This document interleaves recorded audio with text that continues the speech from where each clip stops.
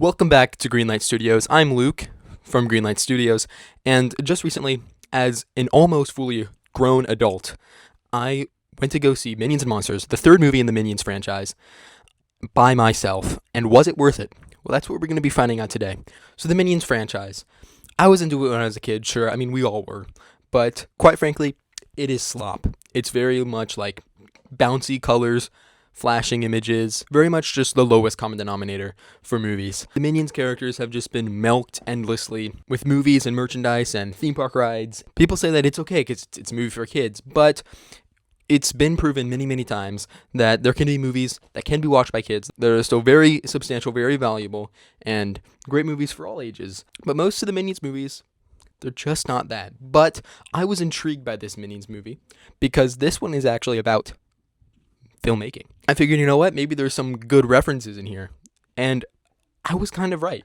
Basically, in this movie, the plot is two new minions try to make a movie. And in a way, this movie is a period piece for the golden age of cinema. And there's lots of references that are actually, they're kind of niche. And not only would no kid in the theater be able to really get these references, but honestly, a lot of adults aren't going to either, and only people who are really cinephiles are going to catch on to some of the things that Minions and Monsters is referencing, which is kind of crazy, and I'm honestly really impressed that they went there. I think it's really cool to see, and it doesn't really feel like slop like Ready Player One, where it's nostalgia bait, because it's not that. It's actually almost like a history lesson for kids on the history of filmmaking, and that's actually kind of cool to see. And it's pretty accurate too. Like, there's a real heart to this movie. I think they actually put care into this. Like, they show the transition from silent films to films with sound, and how so many actors weren't able to make that transition and lost their jobs. And that was actually really cleverly reflected with the Minions, because the Minions speak gibberish. And I just thought that was like kind of clever. Like, it really shocked me that Illumination of all companies was able to make something that was like, okay, that's actually like kind of clever. You actually did something with your characters that was new and kind of cool, kind of impressed me. And they even are somewhat self-referential, like when the Minions make it big in the film industry and they are in one of the movies.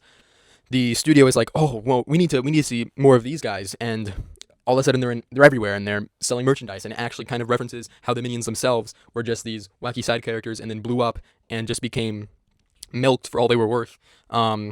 For stuff like that. And I thought it was like, wow, like that actually kind of impressed me that they were that clever. And I'm not saying this is brilliant or anything. I'm just saying by Illumination standards, this is a huge step up. And I think this movie has quite a bit of heart too. These two friends, they might be a little bit gay, who come together with their shared passions and work towards an aspiration that's different than the rest of the Minions, and in a way a love letter to filmmaking in its own little Minion way, you know? And I just thought that was sweet. I was like, I'm actually kind of enjoying this. I'm actually enjoying these characters. I think this is a sweet, heartfelt film with a lot of great references to film history and to classic movies.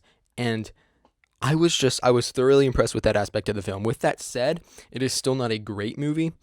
It's still a Minions movie, you know? So there's still that bounciness and the constant stimulation, pandering to the really bad attention spans of young kids.